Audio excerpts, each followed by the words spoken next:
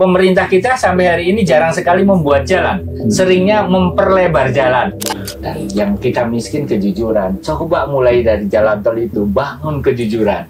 Bisa jadi kejujuran bukan didapat dari masjid, tapi kejujuran didapat dari jalan tol. Jalan tol. Konektivitas atau jalan tol atau apalah kita sebut infrastruktur apa itu mendesak harus segera dibangun. Wah, harus, kalau itu harus, kalau enggak ya pemerintah bodoh. Nah, ini Pak Prabowo harus punya jejak lain ini. Welcome Tribuners. Berjumpa lagi dengan saya di program podcast Berisik. Di sini kita membahas satu kejadian, satu peristiwa secara mendalam. Tapi saat ini kita berbeda. Karena dalam sesi ini kita mendatangkan satu narasumber yang kredibel.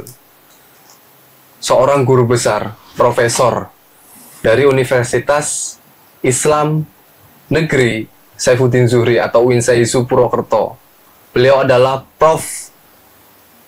Dr. Fathul Aminuddin Aziz, guru besar bidang manajemen UINSAISU. Saat ini sudah ada di samping saya.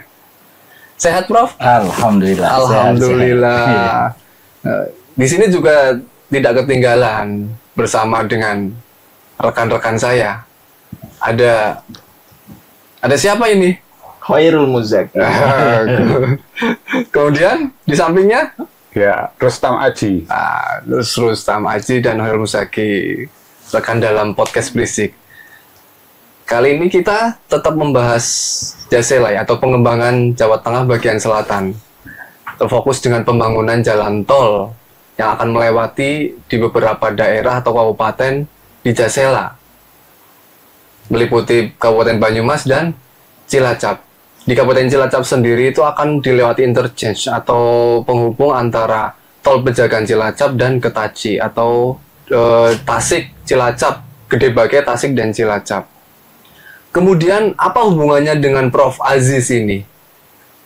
Betul, beliau adalah guru besar bidang manajemen. Nah, ini ada kaitannya dengan pengembangan daerah, setara dengan perekonomian gitu ya, Prof ya? Oke. Ada sisi menarik ini sebelum pembangunan jalan tol realisasi, Prof. Ya. Apa yang kira-kiranya dari sisi ekonomi ini? Dari sisi ekonomi kira-kira ini yang paling disoroti itu apa? Kalau kembali ke teorinya ilmu manajemen, terutama yang disampaikan oleh Taylor ya, yang paling utama adalah perencanaan yang matang. Bagaimana sebuah perencanaan yang matang itu nanti dapat dilaksanakan secara tepat. Kalau perencanaannya tidak matang, maka pasti perencanaannya juga tidak tepat. Oleh sebab itu, sebelum proyek tol ini berjalan, pasti harus ditata lebih dahulu perencanaannya yang matang dari seluruh aspek ekonominya, aspek manajerialnya, dampak sosialnya, semuanya harus dikaji secara mendalam. 2 episode lalu kita juga sudah membahas Jasela terkait pembangunan jalan tol juga. Sudah banyak bahas Jasela atau pembangunan jalan tol itu, agak sedikit rempet-rempet lah soal perekonomian. Betul ya Mas Aki ya? Betul. Terutama juga terkait perekonomian warga sekitar atau UMKM. Yang nantinya itu kemungkinan bisa dikantongi di rest area. Begitu Mas Haji? Ya, betul. Ya, Prof, ini tadi melanjutkan apa yang disampaikan Prof tadi kan, memang pembangunan ini kan harus diawali dengan perencanaan. Nah, terkait dengan tol Pejagan Cilacap, ini sebenarnya Kementerian PU ini sudah jauh hari merencanakan dan sudah ada seperti set plan-nya, master plan-nya di situ. Ini betul-betul sudah direncanakan dan barangkali masyarakat sudah tahu bahwa ini sudah direncanakan sejak eranya Pak Jokowi ya.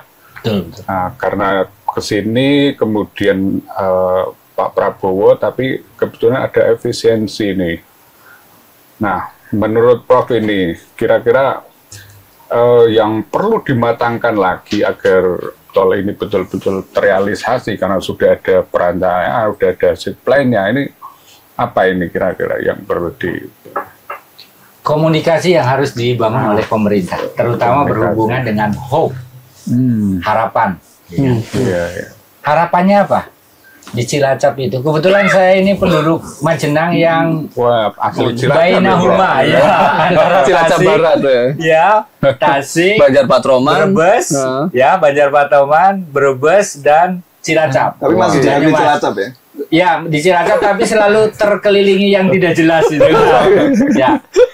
Jika ada tol arah Cilacap itu maka akan sangat membantu, terutama mereka bisa mengembangkan, pemerintah Kabupaten Cilacap itu bisa mengembangkan pelabuhannya, bisa mengembangkan bandaranya, bisa mengembangkan Nusa Kambangannya. Itu prospek untuk pariwisata luar biasa. Belum perusahaan-perusahaan besar seperti PLTU, kemudian semen itu juga ada di sana semua. Dan masih banyak peluang besar karena apa? Di Cilacap tidak terlalu mahal tenaga kerjanya. Jadi kalau bisa dibangun itu punya peluang yang cukup besar. Di samping juga aspek negatifnya juga ada, tapi dari aspek ekonomi sangat membantu untuk mengembangkan Cilacap dan sekitarnya. Kalau bicara terkait dengan sebagai warga Cilacap Barat di Majenang itu saat ini kondisinya seperti apa, Bro? Majenang terutama kami yang ada di posisi Majenang di tengah-tengah itu serba salah. Hari ini sebelum ada tol besok di salahnya gimana ya? Serba salah. Apa karena kurang pembangunannya atau bagaimana? Atau jauh dari peradaban ini? Jauh dari peradaban yang mulia. Karena stasiun tidak ada, tol tidak ada. Sementara jalannya, kita kan pemerintah kita sampai hari ini jarang sekali membuat jalan. Seringnya memperlebar jalan. Ya kan? Diperlebar gitu kan. Akhirnya tikungannya memang ada dua, ke kanan ke kiri, tetapi per 10 meter 20 meter itu ada tikungan semua. Nah, jika ada tol, maka akan membantu orang yang posisi di Majenang karena hari ini aja kita ke Pejagan. Jadi kalau ingin lebih cepat ke Jakarta, ke Semarang, mesti ke Pejagan. Ke Brebes dulu tuh ya? Iya, ke Brebes dulu. Dari Majenang ke Brebes sekitar 2 jam sampai 2 jam setengah. Itu pun lewat jalur yang sangat sempit dan ekstrim. Artinya dari sisi aspek ekonomis ke ekonomisan itu dapat. Jadi kalau ini kok terwujud nanti akan memiliki dampak positif bagi efisiensi terutama bahan bakar yang hari ini sedang diefisienkan oleh pemerintah. Kalau ada tol nanti berapa menit tuh? Kan ke Wangon setengah jam. Oh, setengah jam. Ya, dari Majenang ke Wangon kalau cepat setengah jam, kalau agak lambat 45 menit. Karena rencana exit tol ada di Wangon itu. Iya, kalau sampai ada di Wangon. Kalau itu. Iya, tadi menyambung konektivitas tadi kan. Artinya dari adanya pelabuhan, kemudian bandara. Ini sejatinya bahwa memang tol Pejagan Cilacap ini untuk membangun konektivitas tadi ya. Konektivitas. Ini sangat tepat sekali ya. Tepat. Nah, nanti kalau itu kan lebih dampaknya ke pengusaha-pengusaha besar nih. Nah, ini bagaimana kemudian yang masyarakat ini nanti? Ya, dari sisi pengusaha besar, terutama mereka masyarakat yang ekonominya menengah ke atas, itu betul-betul sangat menguntungkan. Karena apa? Pertama, efisiensi bahan bakar. Yang kedua, keamanan. Kalau Bapak pernah ke Majenang, udah tikungannya tajam, tanjakan lagi. Kan beresiko. Padahal hanya 2 kanan dan kiri. Iya, padahal hanya 2 kanan dan kiri. Tapi jumlahnya banyak. Kalau ada itu sangat membantu para pengusaha. Bahkan mereka yang mau berinvestasi itu juga kan berpeluang lebih bagus lagi. Jadi kalau ini kok bisa terwujud, berarti dampaknya sangat besar untuk masyarakat. Artinya yang merasakan manfaatnya terlebih dahulu itu antara rakyat kecil atau pemodal besar dulu. Pemodal besar dulu, tetapi bisa bersamaan jika perencanaannya matang. Makanya tadi disampaikan, bisa nggak pemerintah itu melakukan keluar, ada jam, ada loncatan dalam perencanaan. Salah satu contohnya, mereka yang tanahnya terkena jalan tol, maka memiliki kesempatan untuk menempati rest area salah satu kios yang ada di rest area. Iya. Itu direncanakan dari awal. Butuh dana, jangan. Biarkan, bebaskan mereka. Karena apa? Tempat mereka bekerja sudah terambil. Kalau ini kan di atasnya apa? Kembali untung, apa namanya itu? Ganti untung. Ganti untung di atasnya itu. Karena apa? Ada ekonomi yang akan bergerak. Jadi di jumlah ada berapa? Kemudian berapa pedagang yang akan sangat terdampak, itu juga di jumlah. Kiosnya kecil enggak masalah. Yang penting mereka di sana free. Yang terlintasi itu free. Mereka akan dikawal dari si aspek manajerial apa. Kalau untung baru bayar. Akhirnya muncul bagi hasil, bukan sewa. Orang udah rugi suruh sewa. Itu kan pemikiran zaman baheula kata orang Sunda. Ya, saya setuju, Prof. Jadi kalau kemudian rest area ini diisi oleh masyarakat tadi yang terdampak langsung ya kena tol tadi, artinya nanti dari sisi pergerakan ekonomi di rest area itu sendiri akan tumbuh. Pertama itu. Kemudian yang kedua, harga-harga mungkin akan sangat terjangkau ketimbang saat ini ya. Rest area kan yang mendominasi yang branded, yang sudah pengusaha besar, sehingga harganya juga cukup tinggi. Gitu. Nah, ini harga kopi beda. Itu karena sewanya, makanya kita berikan aja. Betul. Kita berikan sehingga mereka dapat uang, tetapi harus ada pengawalan manajerial. Apa pengawalan manajerial? Ada pembukuannya. Di situ nanti akan tertanam kejujuran karena sudah gratis. Kalau nggak jujur berarti perjanjiannya lepas dari situ. Ada pembeli sekian, kalau nggak jujur ya lepas. Loh, alatnya loh, CCTV sekarang mudah kok, nggak ada yang sulit. Nah itu kalau pola aspek perencanaan dari awal memang dimatangkan, jangan seperti biasanya. Mereka kan udah diganti untung, mereka kan udah diganti rugi, selesai, jangan dong. Harus ada ini ya, pendampingannya ya. Ya harus ada pendampingannya karena mereka gratis didampingi. Ya itu yang tidak dilakukan pemerintah selama ini. Rata-rata mereka itu melakukan perencanaan itu hanya sebatas bagaimana proyek itu bisa berjalan. Sampai misalnya mereka sudah diganti untung, bebas lahan ya sudah gitu, nggak dipikirkan nasib mereka ke depannya itu seperti apa, itu biasanya nggak dipikirkan. Nah soal rest area itu jumlah rest area itu kan juga terbatas kan. Tidak mungkin rest area itu bisa menampung keseluruhan warga terdampak. Kita bisa menghitung dari Brebes, Pejagan sampai Cilacap, berapa sih warung yang ada di sekitaran jalan raya itu, jalan tol itu. Karena membangun jalan tol itu tidak seperti kita membangun jalan raya. Nah ini juga euforia pembangunan tol ini kan masyarakat belum banyak yang tahu. Mereka euforia dulu, nggak tahu sebenarnya dampak bagi masyarakat kecil itu seperti apa. Kalau jalan raya, masyarakat semua dapat kan. Jalan raya karena nggak ada aksesnya kan nggak terbatas. Mereka tinggal di sisi kanan kiri jalan raya itu pasti bisa buka warung, buka apa. Tapi kalau tol itu yang bisanya buka ya rest area itu. Sedangkan rest area itu jumlahnya sangat terbatas. Nah, tidak mungkin semua pedagang warga terdampak itu bisa menikmati rest area meskipun sudah didata diakomodir. Nah, yang di luar ini Prof, yang mereka tidak tertampung di rest area karena jumlahnya warga itu lebih banyak ya. Itu gimana solusinya kira-kira menurut Prof itu?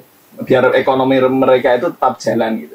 Kalau saya selama ini ke rest area selalu sulit parkir. Logikanya rest area kurang banyak. Kurang luas ya. Kurang luas.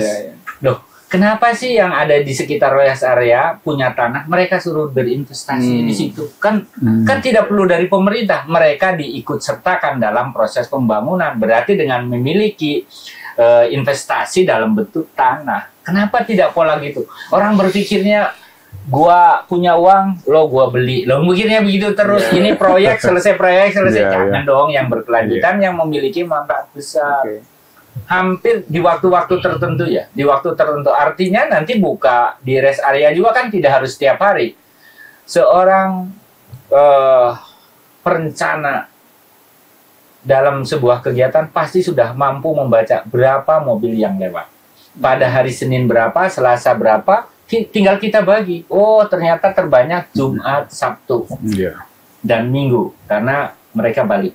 Ya udah, kemampuannya sekian, silahkan buka sekian kios. gitu. Iya. Hari ini kan kita selesai proyek, selesai. Kenapa selalu begitu mindset manajerialnya? Ini kesalahan awalnya dari Iya. cara berpikir kita yang selalu sangat terpaku kepada sebuah proyek dengan nilai tertentu selesai di situ. Makanya ini kebijakan ini kalau ingin ada pengembangan mesti harus diambil oleh para menteri kebijakannya. Perubahan sistem proyeknya harus dirubah. Masa sih mereka yang punya tanah di RSA mungkin nggak mau kalau mereka dihitung investasi.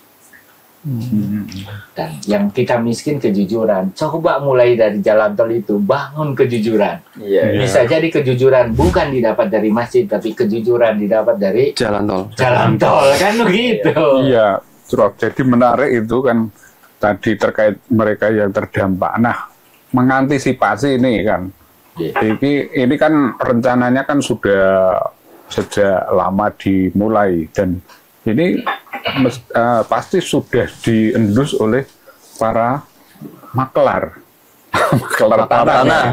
Nah, ini nanti bagaimana agar mereka ini aman gitu? Artinya masyarakat yang terdampak ini tidak kemudian diambil alih oleh makelar tadi gitu.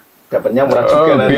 Biar tadi dia bisa memperoleh manfaat yang lebih selain ganti rugi tadi, ganti untung tadi, dia juga bisa berinvestasi di rest area gitu kan, tidak kemudian ini tengkulaknya yang karena selama ini kan makelar makelarnya mafianya ini yang bermain akhirnya kan setelah proyek selesai ya udah selesai gitu. Nah, karena pemerintah menutup perencanaan yang akan dilakukan. Andai saja terbuka dari awal, sampaikan ke kepala desa berapa harga pasaran, gitu kan? Berapa manfaat yang akan diterima. Ya insya Allah orang makelar juga tidak akan bisa bergerak. Kenapa kok ada bergerak? Karena ada informasi di bawah meja. Berarti ini memang harus betul-betul transparan ya. Harus transparan. Harus ada transparansi di awal ya. Di awal harus ada transparansi. Kalau tanpa itu maka harga tidak akan jelas, pemilik juga semakin tidak jelas, dan orang-orang tertentu lah yang akan mendapatkan manfaat besar. Sementara masyarakat kecil akan kembali tersisih, termarginalkan lagi gara-gara itu, gara-gara informasi tidak terbuka. Iya, bisa jadi informasi dari pemerintah harga berapa, yang sampai ke masyarakat mereka taunya berapa kan gitu. Betul. Karena ada banyak ini loh perantara. Nah, pembangunan jalan tol itu kadang-kadang membawa peradaban yang baru. Tapi jangan sampai hanya menjadi jalan mulus bagi investor. Sedangkan rakyat hanya berjalan di tempat. Begitu ya, Prof? Ya, betul. Nah, kalau melihat dari sisi perekonomian, Prof, ini konektivitas atau pembangunan infrastruktur di Jawa Tengah bagian utara atau kita sebut Pantura lebih majulah dibandingkan bagian selatan atau di Jasela ini. Apa yang kira-kira membedakan dari sisi perekonomian, Prof? Antara utara dan antara Pantura dan Jasela sini. Atau Jawa Tengah bagian selatan. Itulah pemikiran penjajah selalu lebih maju dari kita sampai hari ini. Iya kan? Penjajah ya, Prof ya? Iya, penjajah dulu hebat sekali, membuat jalan itu lebih hebat. Karena mereka bisa membuat jalan. Kita sampai hari ini kan tidak bisa membuat jalan. Kita hanya memperluas sehingga badannya kelok-kelok, tidak disukai oleh siapapun. Akhirnya dihindari. Apa variabel ekonominya yang mengganggu itu? Betul. Ya, uang cashnya kan tidak ada yang beredar sepanjang jalan karena melelahkan. Kalaupun ada, karena mereka punya kepentingan di jalur tertentu. Atau ketika utara macet sekali baru lewat selatan. Makanya jalur selatan sesungguhnya adalah jalur alternatif. Jalur alternatif. Iya. Kalau dari potensi ekonomi wilayah di Pantura dan Jasela seperti apa? Lebih hebat selatan. Kenapa, Prof? Ekonomi. Iya, sebenarnya. Coba kita lihat Jawa Barat. Siapa orang Jawa Barat itu? Orang yang suka berdagang. Siapa orang Jawa Tengah? Orang yang dari ini ilmu antropologi ya, antropologi.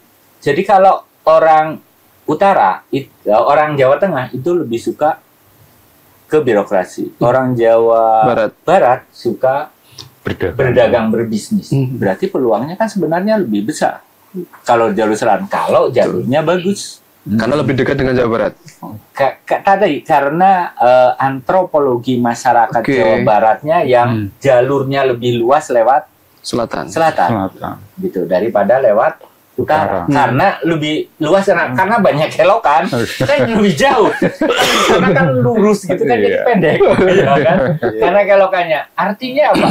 Sebenarnya kalau ada alternatif lalu lintas, selatan akan lebih maju daripada Iya. utara. Oke, objek vital nasional juga banyak di Jawa Tengah bagian selatan atau Jasela. Iya, Ada Jasela. Pertamina kita sebut saja di Iya. Cilacap itu Iya, ya. iya. Nah, artinya kan ini potensi ekonomi tidak bisa dipandang sebelah mata kalau di Jasela gitu ya. Iya, bahkan peluangnya kalau tahu tentang ilmu peluang pasti sangat tertarik dengan jalur selatan. Dengan Jasela ini. Iya, Nah, artinya konektivitas atau jalan tol atau apalah kita sebut infrastruktur apa itu mendesak harus segera dibangun. Wah, harus kalau itu harus, kalau enggak ya pemerintah bodoh cara saya. Iya, pemerintahnya yang bodoh, salah membuat skala prioritas. Hidup adalah memilih skala prioritas. Membangun adalah memilih prioritas. Jadi muncullah skala prioritas karena dari banyak pilihan itu harus tepat. Ketika tidak tepat, maka gagal pembangunan kita. Tinggal pertanyaan kita selama ini kita gagal apa sukses kan gitu. Itu berarti menegaskan bahwa tol Pejagan Cilacap ini sangat logis ya untuk diwujudkan ya Pak ya. Sangat logis, jika tidak maka pertanyakan ilmu manajemennya. Ya siapa aja yang mengelola itu kan, entah orang Jakarta, entah orang kabupaten, entah orang provinsi. Tanyakan kembali bagaimana cara menentukan skala prioritas. Iya. Karena ini yang dipakai mungkin tadi bukan skala prioritasnya, tetapi ilmu makelar tadi ya, mencari untung ya. Kan pemimpin untuk menentukan dalam teori kepemimpinan untuk menentukan skala prioritas itu dipengaruhi banyak aspek. Salah satunya siapa yang membisiki, siapa yang lebih apa yang paling menguntungkan, dan dari informasi siapa. Nah, yang ketiga yang menyampaikan lebih dulu siapa kepimpinan itu, sehingga kemudian muncul skala prioritas itu. Jadi memang harus, kalau ingin Indonesia maju dan berubah, saya harapkan dengan kepemimpinan Pak Prabowo ini juga bisa melakukan perubahan yang banyak, terutama dalam aspek pembangunan gitu. Iya, setidaknya ada sesuatu yang bisa ditinggalkan gitu, ada jejak lah, gitu kan. Betul. Kalau Jokowi ada banyak tol, kemudian Pak Anies ini juga punya JIS ya, bangun JIS itu, kemudian sirkuit. Nah ini Pak Prabowo harus punya jejak lain ini. Logis. Betul ya, sangat logis ya. Harus berpikir logis gitu. Jadi tinggalan yang dulu kan fisik-fisik. Betul. Pak Jokowi jalan tol, Pak Anies tadi JIS. Berarti kalau Pak Prabowo harapan saya tinggalannya adalah logika berpikir. Artinya harus biar nggak fisik, biar udah fisik lagi ya kan bisa berbeda, membuat diferensiasi. Jadi Pak Prabowo harapannya membuat diferensiasi. Jangan, makanya itu kan betul juga harapannya MBG itu, harapannya kan ada kecerdasan. Berarti kan orang bisa berpikir. Nah sementara ini kan kita tidak pernah berpikir. Iya. Tapi kalau keracunan jadi berpikir ya. Iya, kan jadi berpikir tentang kesehatan, berpikir lagi tentang manajerial, gitu kan, tergantung dari aspek. Iya. Kembali lagi Prof ke tadi tol Pejagan Cilacap ini kan mesti ada tujuan investasi ya. Nah ini barangkali bisa disampaikan terkait ke investasi yang paling banyak menangkap itu mungkin pemerintah daerah ya, karena berkepentingan dengan tadi destinasi, kemudian juga kepentingan investasi perusahaan-perusahaan. Nah ini agar masyarakat juga kebagian nih, tidak hanya dari sisi pemerintah daerahnya saja. Nah ini apa kira-kira pemerintah daerah yang perlu dilakukan? Kalau pemerintah daerah cerdas, cerdas lagi ya. Saya udah jadi pimpinan ya, udah pasti cerdas ya. Tapi kita buktikan nanti. Begini, saya kok punya pandangan dari aspek manajerial. Bagaimana pariwisata itu ada peran serta pemerintah daerah. Caranya bagaimana? Jika pemerintah daerah punya penginapan atau hotel. Jika pemerintah daerah bisa bekerja sama dengan hotel, kita potong berapa persen? Bisa 50-75% untuk mereka yang mau ke destinasi tertentu. Yang selama ini kurang ramai.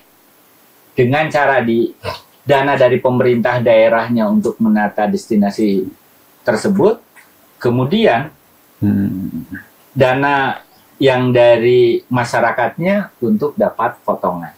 Jadi dengan cara seperti itu, karena dapat 50%, umpamanya 75% potongan, maka yang penting ini loh ada destinasi. Kemudian bekerja sama dengan pariwisata.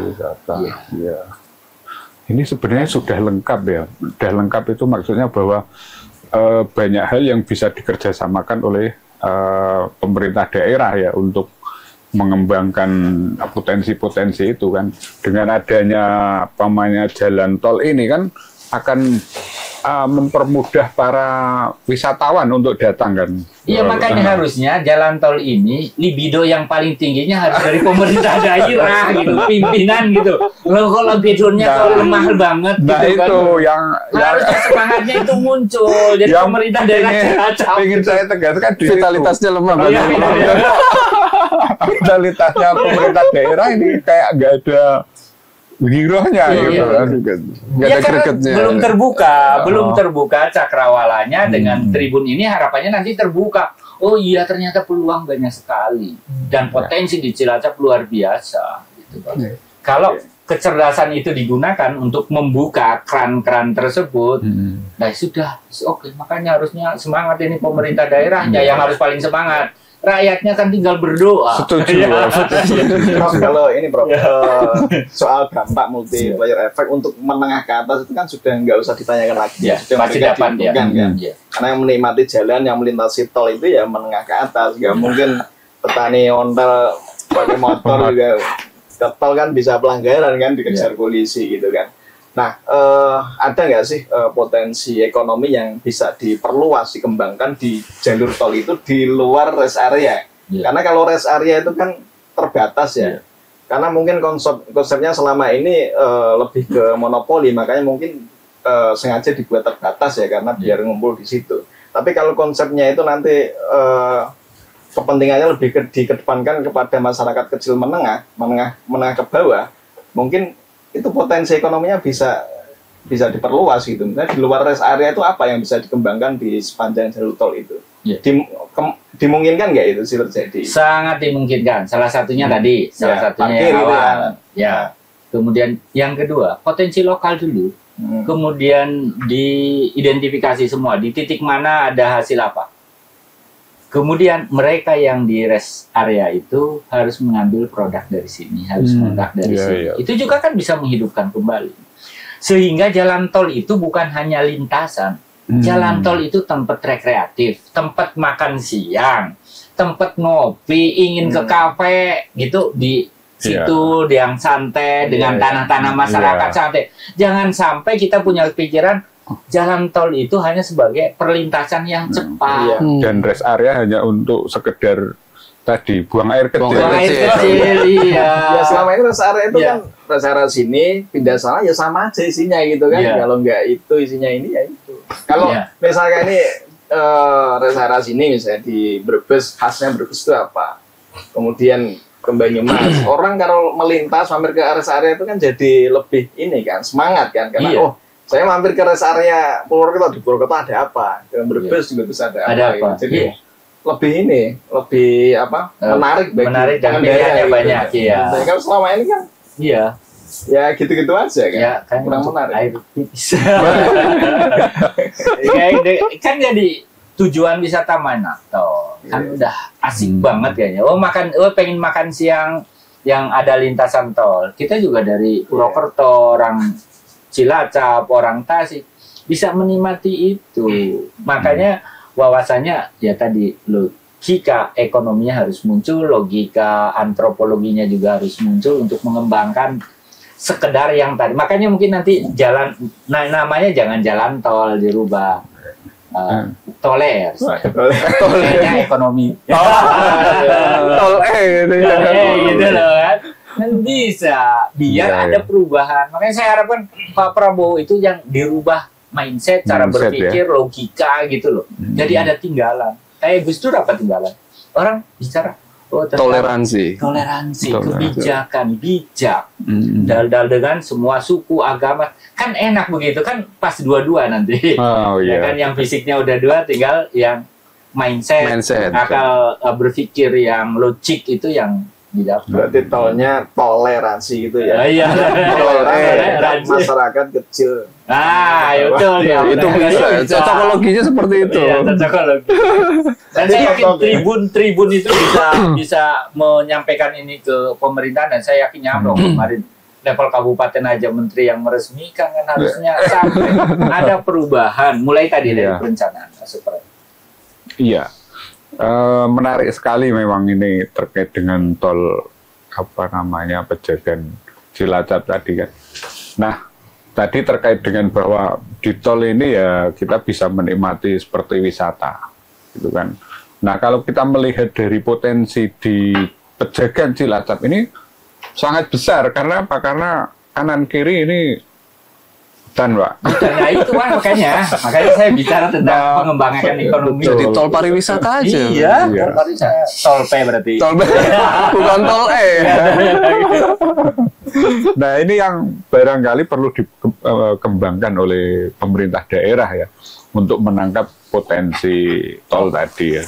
Artinya bahwa bagaimana orang memakai tol lewat tol itu ya dia tidak hanya sekedar jalan di situ agar cepat, tetapi bisa menikmati wahana wisata yang ada di kanan kiri tentunya ya.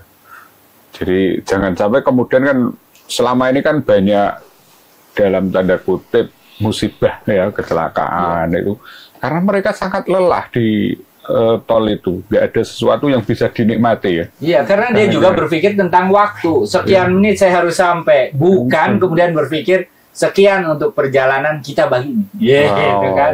Untuk kemana? Ke tempat rekreasinya itu. Makanya bisa mengurangi kecelakaan juga itu betul. Iya. Kalau Prof Aziz diminta jadi pembisik Pak Prabowo nih, Iya. Pak Presiden Prabowo nih. Ini loh, ada potensi ekonomi yang cukup besar di Jasela ini. Cilacap dengan industrinya.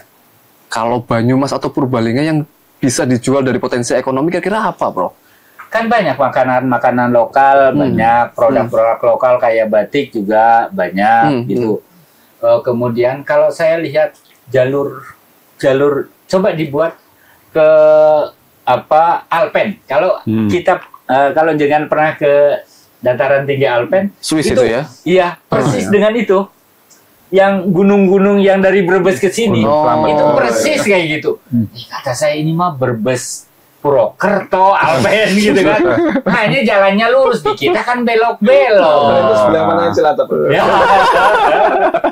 Itu yang dari Brebes sana Pejagan ke sini utara gunungnya kayak gitu. Mungkin cuma Prof aja yang pernah ke Alpen. Banyak ya. Itu bisa jadi tol terindah nanti ya. Iya, bisa jadi tol terindah, bagus banget. Purbalingga mungkin dari sisi agribisnis mungkin bisa dijual itu, Prof ya. Kan kita punya Aji Barang. Aji Barang. Iya, Aji Barang sekarang lebih besar daripada Purwokerto pasar induknya. Baik. Iya kan, untuk kebutuhan MBG nanti kan masyarakat kecil bisa lebih, harganya bisa lebih bagus karena lebih mudah masuk ke tolnya untuk mendistribusikan barang hasil pertanian.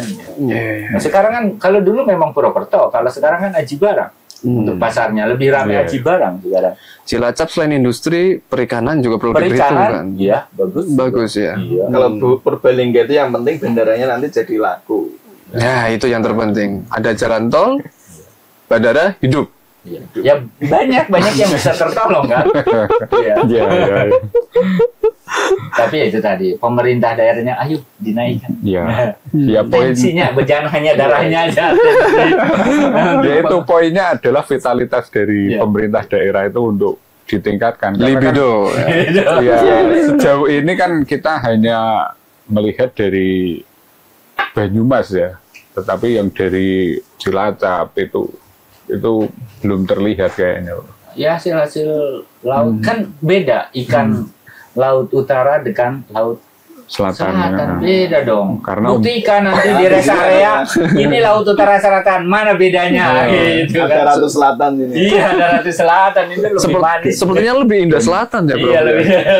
Dan Dengan perbukitannya, kasihnya. ini, Bro, ikannya yang selatan ini lebih kuat karena dia terhantam ombak, ombak besar-besar ya. Itu ke pengaruh kerasa itu ya, Mas ya. Iya, kalau utara kan tergantung dari apa nama, tergantung dari anginnya ya.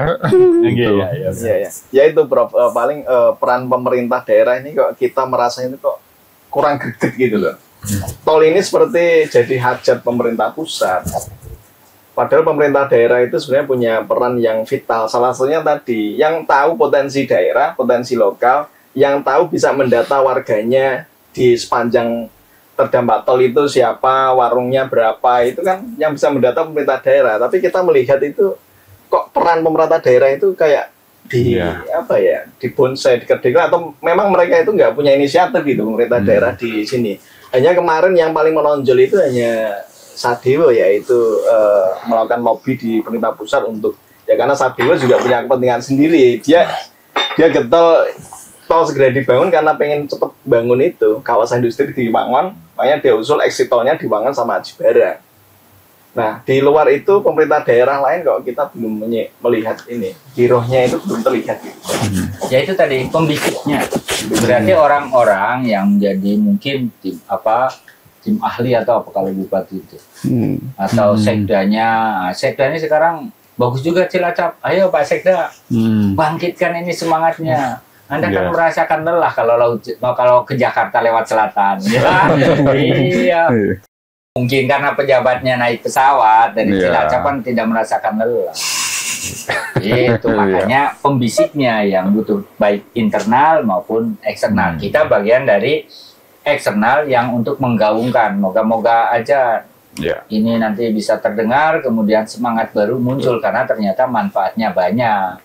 Mandorotnya ada, tapi lebih kecil jika mulai dari perencanaan dirancang dengan bagus dari aspek manajerial. Oke, pembangunan jalan tol mungkin membelah Cilacap, tapi jangan sampai membelah rasa keadilan sosial.